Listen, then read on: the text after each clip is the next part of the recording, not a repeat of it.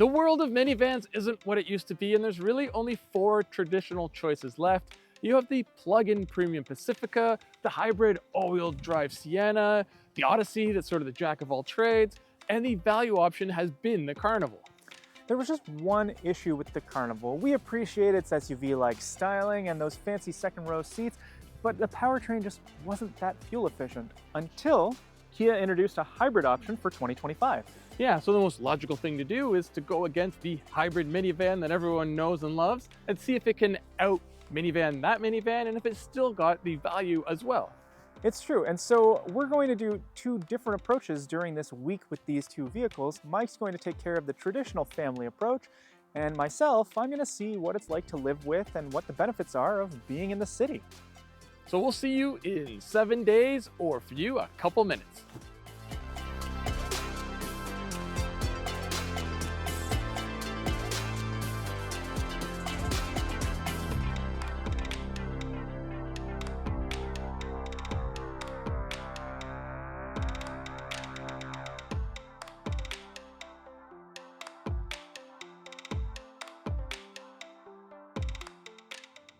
Minivans have never really been about style, but let's cover that anyway. So both are the fully loaded models with most of the options added in. And the Kia Carnival looks not like a traditional minivan. There's a lot of very SUV-like styling cues to it. It's not too far off of the brand's other SUVs, like let's say the Telluride or the Sorento. The vehicle looks even better finished in the dark red like our tester. Now in the US, you can't get that color on the fully loaded model, only the second highest trim, but in Canada you can. I think it really gives the whole package a nice sort of subtle, sophisticated look, and being the top trim, there's also some mild styling changes to the grille and lights. Does it look completely not like a minivan? No, but at least it looks like a more rugged one to a degree. Then there's the Sienna. As I said, this is also the fully loaded version. It doesn't look all that special. It looks like it could just be any trim in the Sienna lineup, and finished in this silver, it doesn't really do the vehicle any favors either. Even the wheels don't make it stand out. Now they are unique to the trim and they are large, but Kyle likes them. I don't. I just find that the two-tone design just doesn't look premium. It almost looks aftermarket. Inside, things do improve for the Sienna, as this is a very functional interior. It's a complete function over form, yet they still made it look somewhat interesting with different materials and different colors, and the large infotainment screen kind of sticks up out of the dash like a lot of premium vehicles have, and I have a fully digital gauge cluster. This color combo, though, I'm not a huge fan of. Mainly the sort of white, cream, beige, whatever you want to call it, accent color. Through the dash above the shelf, it's all hard plastic, and I know no one's going to touch it, but you can just see it doesn't look overly premium.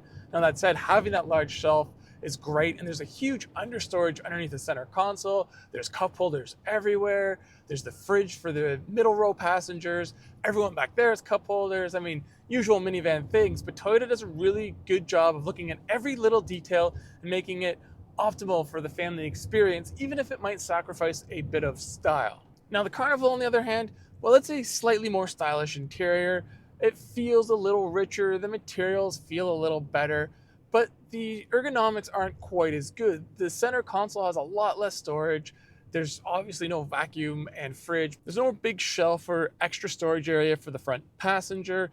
And as Kyle mentioned, the seating position's a little odd, as you feel like you're always sitting too high, even with the seat all the way down, and the steering wheel always feels a little low. And don't get me wrong, Kia has a lot of good little details for families. They just don't go that extra mile that Toyota does, and some of that may be in the name of having a little more style and visual appeal. Now, both of these minivans are pretty similar in terms of hybrid powertrains, at least in their performance figures. You are getting less horsepower than you would in any V6 minivans, the Carnival included.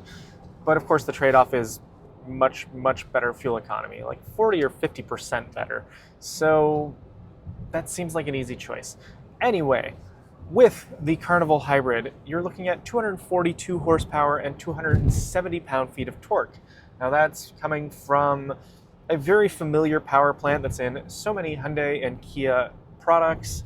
It is a 1.6 liter turbocharged 4, and it has an electrified assist. So it is front drive, which is maybe a disadvantage depending on if you're dealing with the worst snowstorm of the year. But beyond that, I really don't think it's that bad. I think a good set of winter tires actually makes more of a difference, but more on that in a little bit. Like the Kia, the Toyota also has a very familiar hybrid powertrain. It's of course the 2.5 liter workhorse that is in just about every Toyota product from RAV4 on up in size, at least the unibodies. And it is pretty similar in terms of outputs with 245 horsepower. Of course, Toyota doesn't quote torque because it has an electronic on-demand all-wheel drive system. Now, what that means is there is a separate electric motor working on the rear axle when the system detects slip up front, but otherwise there is no transfer of power to the back axle, so you're not getting any of the gas engine's power back there.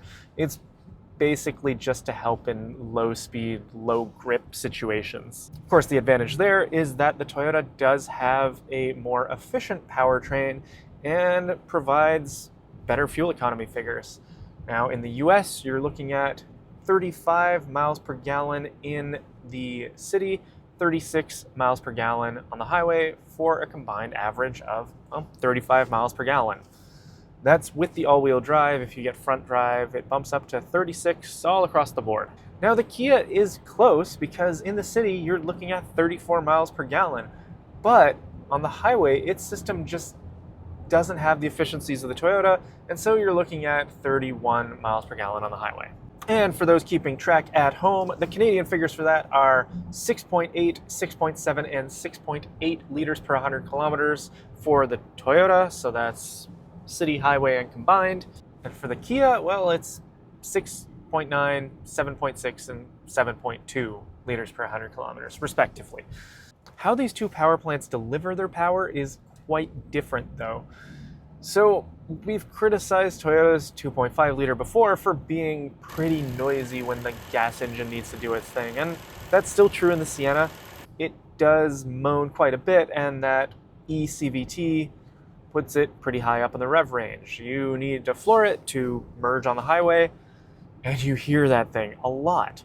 The Kia, on the other hand, because it has a turbo engine, so it has a lot of torque to rely on, and it has a 6-speed automatic, so there's actual gear shifts, it doesn't get as loud. I mean, it'll get pretty loud when you're flooring it, but when it's a half throttle situation or other things where you just need more power but not all of it, the Kia is just generally better behaved. Now, that kind of flips around in terms of how the hybrid systems activate. Toyota's been doing this for decades. It's got a pretty good handle on things. And so the handoff, or when they're working in conjunction, whatever you want to put the hybrid system through, it deals with it so smoothly. It's really hard to pick out any sort of jerkiness or gaps in the power delivery. It's very smooth, and that makes it very easy and predictable to drive. The Kia is a little less refined. I've had the gas engine kick on with a bit of a jerk. I park in underground parking, and so it's a pretty steep hill, and we've had a terrible blizzard while we've had these two minivans. The hill is, of course, really wet, and it's concrete. And on winter tires, the Kia really struggles to get up there. I have to wait at the bottom of the hill and then go up a one smooth motion once the door is open. If I wait just near the door, I'm spinning my tires, which is kind of embarrassing. Meanwhile, the Toyota just powers on through, and that is one of those situations where the electronic all-wheel drive is actually beneficial. Now, Mike will also echo these sentiments that electronic all-wheel drive sounds like kind of a small deal, right? Like it's not sending any real power to the back, and that's fine.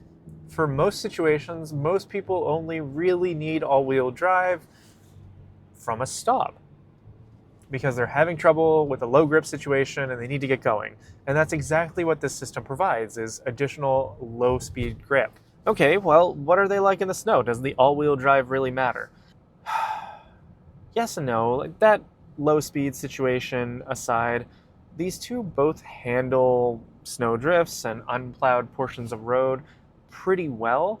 I think the limiting factor for both of them would be the ride height. That's one of the disadvantages of getting a minivan versus a SUV. But beyond that, again, I think it's just the Sienna that just feels a little more planted and sure of itself. The Kia spends a lot of time flashing its traction control light at me. And it's not that I'm driving with a heavy foot because I'm doing the same thing I did in the Sienna. It's just that this system doesn't seem to get along so well with the snow.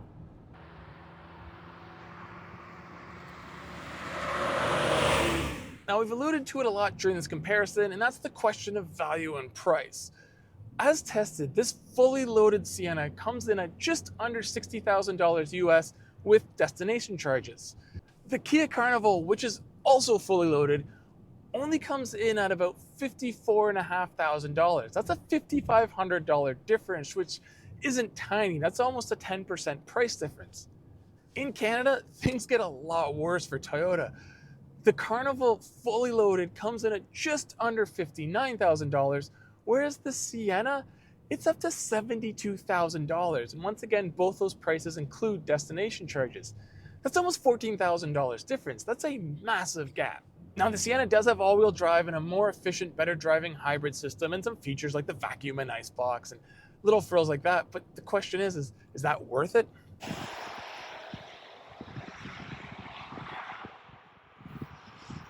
How these two drive is actually kind of like their SUV siblings in a weird way. So, the Carnival is built on the same platform as the Telluride, and the Sienna sits on the same one as the Highlander. And when we drive both of those, the Telluride feels bigger. It feels heavy and deliberate compared to a Highlander. And that describes the Carnival pretty effectively. It's heavier, and it just feels bigger. It's a box. I mean, they're both boxes, but the Kia always reminds you of that. It drives a little more truckish, whereas the Sienna still feels like it's related to a car. That could be a positive, depending on what you're looking for out of your minivan. The Sienna is just generally easier to drive. It feels easier to place. The sightlines are pretty good in both of them because, again, giant boxes. The steering is... it's steering. It exists in both. It's very light. There are different drive modes, but I don't really understand why you'd ever be activating them. One thing the Kia has that I have to call attention to that isn't in the Sienna, or in fact most regular hybrids, is the ability to alter the regenerative braking level. Now, there are 3 levels to choose from, and normally I like this in EVs or even plug-in hybrids, but in the Carnival hybrid it's just a little odd. Now, if I stick it in the highest setting, level 3, if I lift off, it takes a second or two to really kick in, so it's pretty soft at first, and only then does it actually start decelerating. And it just makes it hard to judge. I'd rather leave it at 1 and miss out on that scavenged energy. Oh well. I'm just browsing through the different camera options in the Carnival, and yes, it does have a 360 camera, and it has some very helpful cameras on the sides that are normally used for the turning assist. That pops up a little feed in your blind spot. Very useful. I love that Hyundai and Kia still do that. But it also points down by the wheels, so when you're parking, you can see exactly how far away you are from the curb, which is great. But I really like the 3D around view because it makes the Carnival look about half size. So let's talk features. Both of these vans are fully loaded, so they come with a lot of equipment. They both have the usual things like power front seats, heated front seats, ventilated front seats. They have all the safety systems, but we'll get to that in a bit. Both have fully digital driver information centers and big touchscreens. In the Sienna, the driver information center is 12.3 inches, and there's also a 10-inch head-up display. The steering wheel here in the Sienna is power tilt and telescopic. In the Carnival, it is all manual, but in the middle row, things flip, whereas the Sienna has fully manual seats, and the Carnival has power seats. And although they're both heated in both vans, in the Carnival, they're also ventilated. Now, Toyota flips back and has an advantage when it comes to climate control. They both have 12-speaker audio systems, JBL in the Toyota, Bose in the Kia, and both vans have a digital rearview mirror, which is really important in the Sienna because if that entertainment system screen is flipped down, the regular rearview mirror is pretty much useless. So this is a big plus, but it works in the Carnival too because it helps you see what's around the vehicle. And speaking of which, both vehicles and their safety systems include 360-degree around view monitors. So the Carnival does have a couple options not found in this Sienna, and that includes the multi-panel sunroof. It's a Wi-Fi hotspot, and because of the upgraded second row, there's thicker glass to better sound insulate those lounging in the lounge chairs behind the driver. Although the Carnival's infotainment screen is a bit smaller, it's built into the single panel design that a lot of Kias come with, which is 12.3 inch for both the driver information center, as I mentioned, and the infotainment screen. And their head-up display trumps Toyota by 1 inch as it is an 11-inch system.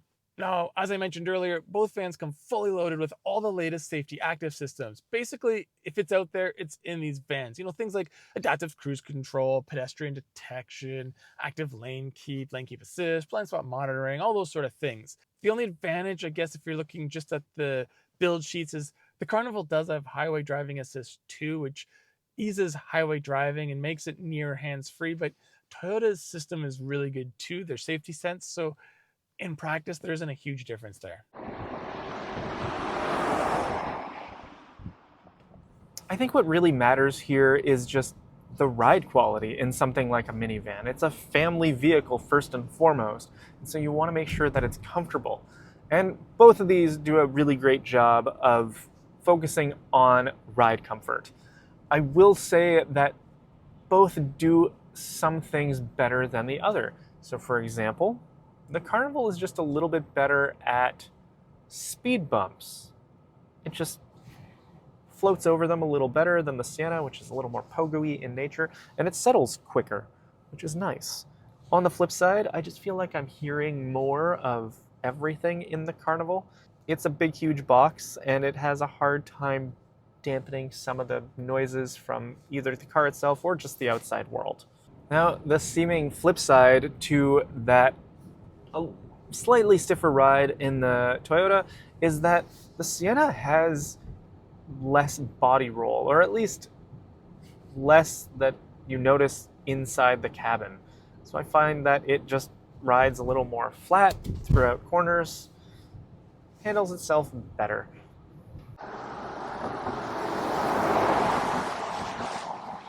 Okay, time for our seat test, and we are in the Carnival first, and this has the upgraded captain's chairs, which also are lounge chairs, which I'll show in a second, but as it sits normally, there's like no headroom. I know it has the second sunroof, and it's pretty cool. This actually opens. It doesn't just tilt, it slides back like a real sunroof, so you can have both open, which not many cars allow you to do, but takes away my headroom, especially this high riding seat. Yeah, that feels like a bit of a drawback, especially with these seats, because you're expecting adults to be up there more often. Third row is good in terms of space. Yeah, my head is also just brushing the headliner, but I mean, there's good leg room.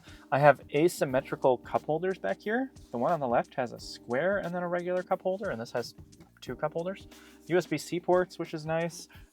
Huge pillars, so while I have a sunshade and it covers more of the window than it does in the Sienna, it still doesn't feel particularly airy back here. And then up front here, I have power seats, heated seats, ventilated seats, and power windows that go down. My seats move side to side. Why do your seats move side to side, Mike? Seats move side to side because over here it allows people to get in and out, and you can sit sort of in a normal position, but if you go over here, and then if you move yourself back and you hit this button right here, it becomes a lounge chair. Oh yeah. I will say though that, like, as cool as this is, it does create a bit of an issue because there's no easy way to fold those seats up and out of the way, or in fact move them to get to the back. So the only thing I can really do is slide the seats outboard as much as possible and then head through the middle. Yeah, you have to go through the middle. These seats are not really designed to, as you said, fold or do anything. So this is really a 4-passenger van with a rear seat that's needed every once in a while. We are now in the back of the Sienna, and I find I have a lot more headroom, mainly because there is no sunroof here, so it's a little darker, and then there's a huge drop down in the ceiling here because we have a TV screen. Oh, now you can't see me. That can be controlled via an HDMI down here. I have heated seats, auto climate control, and the buttons for the climate control are here, which is nice because in the Kia, they're over here. So if you're in this seat and that person's sleeping, I guess you reach over and try to get there. This is a non-power seat, but it does have the footrest that kicks up, and it still can go back and forth and adjust the backrest. And the actual seat's a lot more comfortable here, I find. Huh. So third row experience over here is a little different. I'm not sure if it's more comfortable because the bench is pretty short.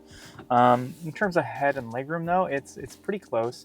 I have slightly more window. I mean, the roof comes down pretty far, so that's not great. But if you're a kid, you're not going to notice that.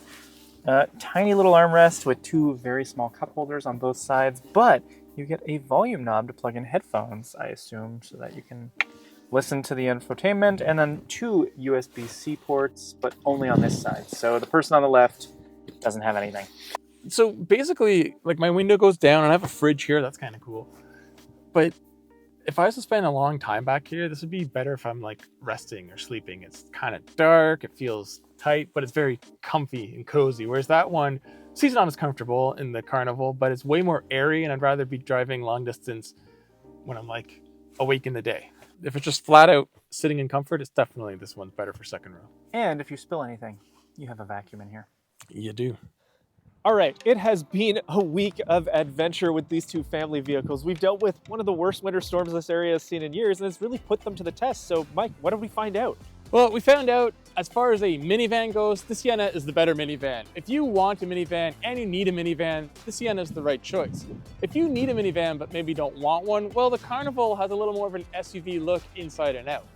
It's true, and while it isn't quite so refined, it does have the value play, either slightly in the US or by a massive margin in Canada, and so it's really up to you whether that's worth the extra cash or not.